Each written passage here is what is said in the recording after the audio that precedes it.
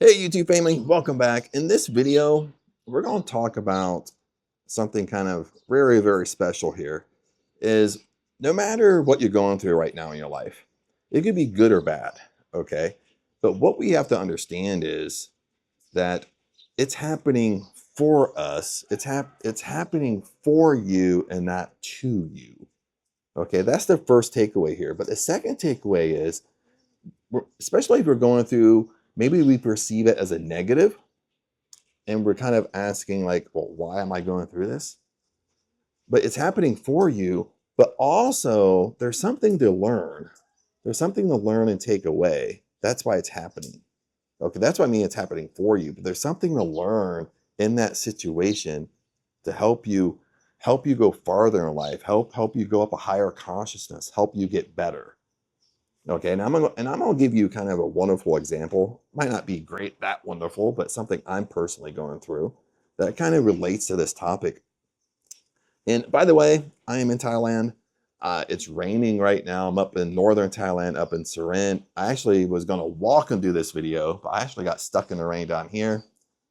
I don't know if you can hear it, but the sound probably takes it out a little bit because of my mic. But I'm in Thailand, by the way, and no, I didn't get a perm. This is just my natural hair. Usually it's up in the videos. My hair is naturally curly and wavy. So if you're thinking I got a perm, I didn't. But anyway, kind of flipping back to the topic, what do I mean? Okay, this is a deal.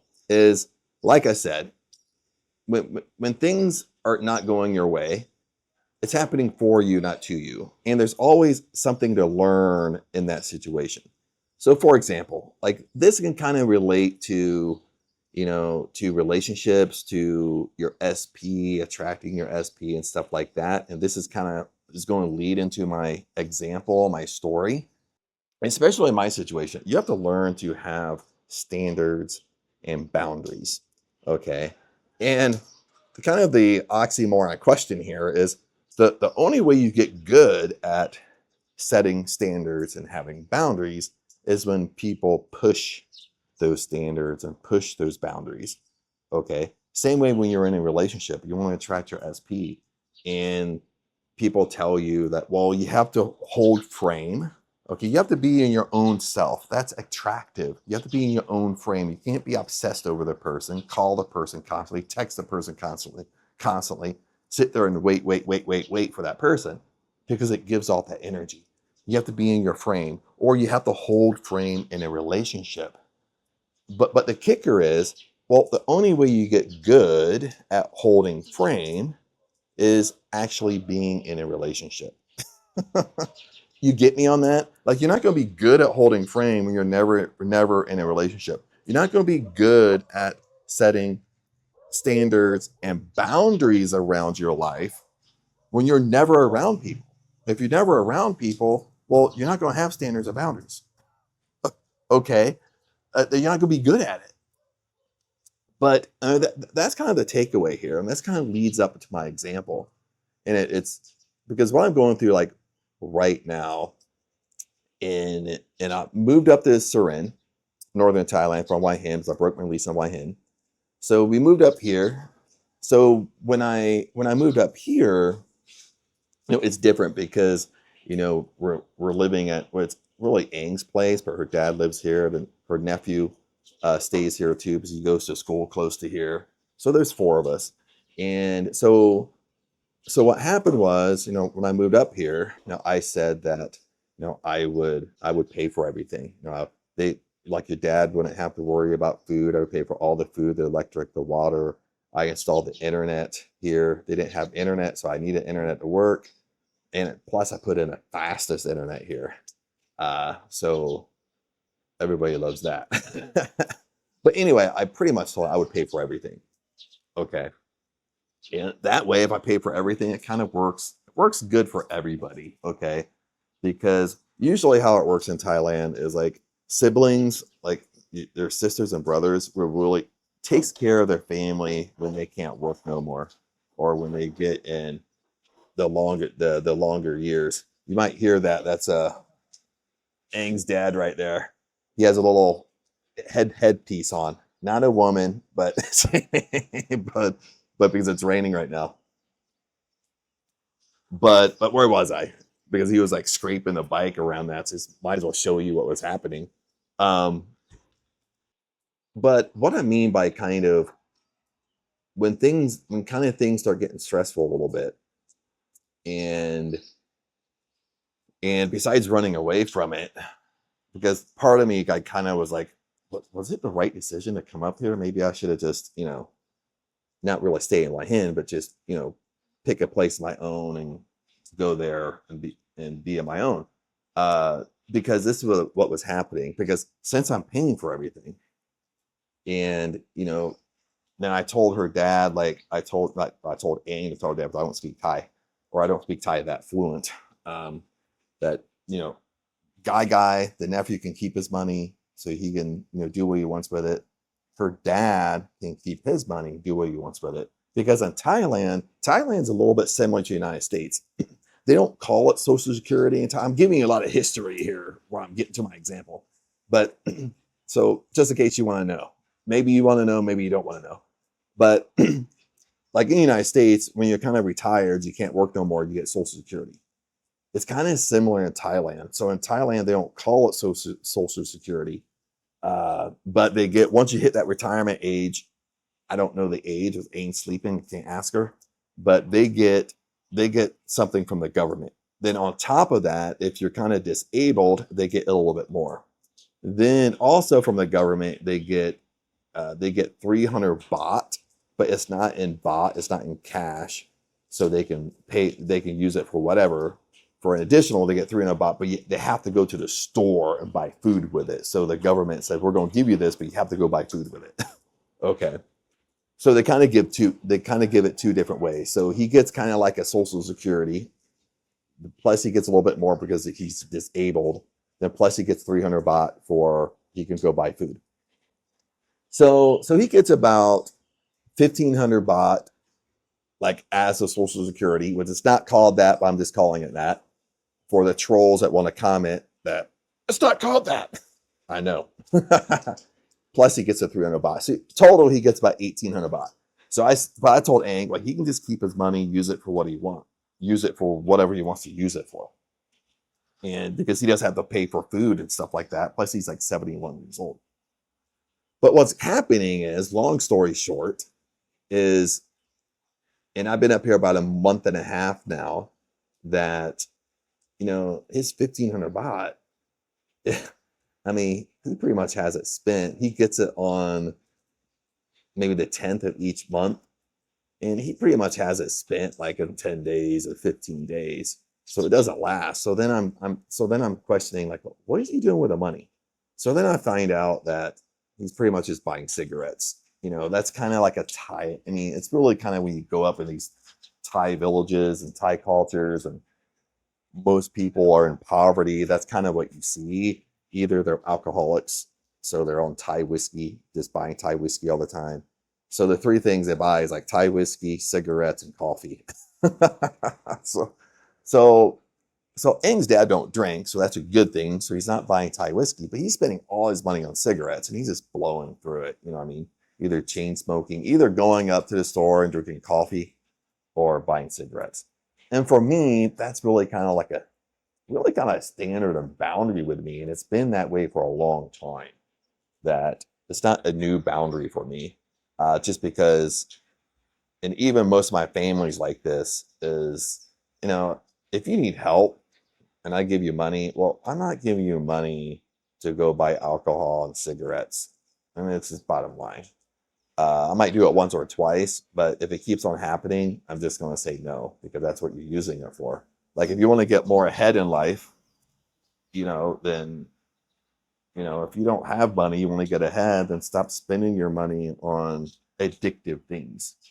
So that's what I mean is, and that's what's going on. And it's kind of like an internal fight with me, because it's like, should I come up here? Like, I don't, because I don't like addressing it. You know what I mean? So that's what I mean. So now the whole point of this video, my story, what's kind of going on a little bit. That's what I mean, is life is happening for you, not to you, but there's something for you to learn.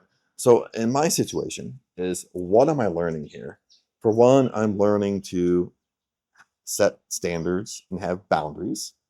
And I mean, also, I'm an empath. So an empath is going to really struggle with, or you need a lot of work, is really going to struggle with holding frame in a relationship. Because most of the time you give up your frame because you're giving up your frame to please the other person. And so you're not going to have frame, and you're not going to have standards and boundaries. So let me explain this a little bit. So that's what I mean. It's happening for you, something to learn. What I'm learning here is I have to set standards and boundaries. You might say, Chad, well, I have standards and boundaries. And see, that's why the internal conflict's going on with me, because it's a standard and boundary.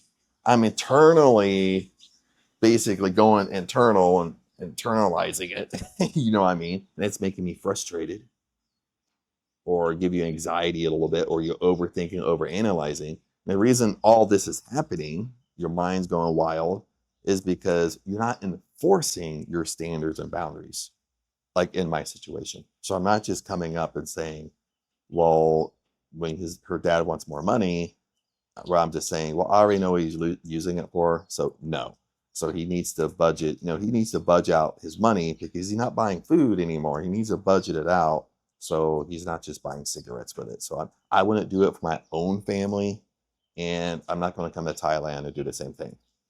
You know what I mean? And being okay with that, being okay with saying no, being okay with enforcing a standard and enforcing a boundary. And those are the steps we kind of go through, no matter if you're trying to hold frame or you're trying to set standards and boundaries for your life. And that's what I kind of found even throughout my life. Like, you will have way more healthier relationships, and all the internal chatter will go away, and all that internal anxiety will pretty much vanish when you learn to hold frame, set standards and boundaries, enforce your standards and boundaries. And the third thing is, be okay with enforcing your standards and boundaries. And this is why I'm saying it's a work in progress. In the beginning, you might not be doing anything. Then once you start setting standards and boundaries, you're going to set standards and boundaries, but you're not going to enforce it. You're going to tell your friends, or you're going to tell me, Chad, I have standards and boundaries, but you don't enforce it.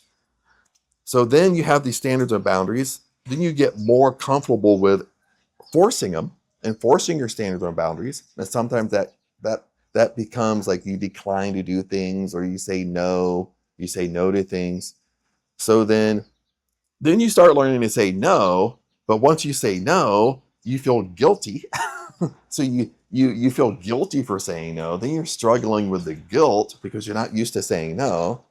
But once you do it for a while, you get better at that. So at the end, the car going by, at the end of the day, okay, now I don't know how long this cycle takes to go through this cycle. This cycle could take, it's going to take more than weeks, because if you're not used to setting boundaries, you're not going to master it in a week. So this could take months, okay, just depending. But there's a light at the end of the tunnel. And this is what I'm saying. Like, when things aren't really going your way, or you feel like, why is this happening? It's happening for you, not to you. And there's something for you to learn in the process. So for me, again, I don't want to sound like a broken record and repeat myself. For what I need to learn is, I'm learning more how to set standards, set boundaries, and enforce them, and be okay with enforcing them. If it's a boundary, I don't mind helping people, but I'm not going to buy him alcohol and cigarettes. Okay. If that's what he wants to do with his money, that's fine. But once it's gone, it's gone. And then there's no asking for money just to go buy those things. And just be okay with that. And your situation probably is 100% different, but it relates to the cycle. There's something, when you're going through something, there's something for you to learn, and stop running away from it. And lots of times, why we wrap this up, lots of times we run away from things. You know what I mean? When a relationship gets difficult, what do? Most of the time we break up and move on to another relationship. Then once that gets difficult, we break up, move on to the next one. When that gets difficult, we break up, move on to the next one. All you do is run from you learning and growing. You're running away from it. And at a certain point in your life, at a certain point, you got to stay. There's something for you to learn. There's something for you to master, and there's something for you to grow from. And in this situation is, for me, frame, standards and boundaries, of forcing those and being okay with forcing those. Okay. Like I said in the very beginning of the video, you're not going to be good at holding frame in any type of relationship unless you're in a relationship, unless you have friendships. Okay. If you're secluded and you don't visit people, well, you don't have friends. Okay. It's the same thing for standards and boundaries. The only way you get good at standards and boundaries is when people push and overstep your boundaries. Okay. Everybody's going to overstep your boundaries when you hang around people. Okay. When your significant other is going to do it. When you're first dating, they're going to do it. Your family's going to do it. Your best friends are going to do it. And you're going to have to be able to say, hey, I don't like this, and set a standard and boundary. And again, the only way you get good at it is you being in relationships, you being around people. Just like if you work in sales, okay, you don't get good at sales and selling product unless you actually have a job and you're actually talking to people and selling. Make sense? But other than that, don't want to keep this long-winded. Hopefully this helped. Comment below. It's starting to get loud here. People driving by. It's rainy. I don't know. I don't even know how much the rain's gonna. I have to check the sound before I post this video. See if everything's okay. But anyway, comment below. Love you guys, and I'll see you in the next video.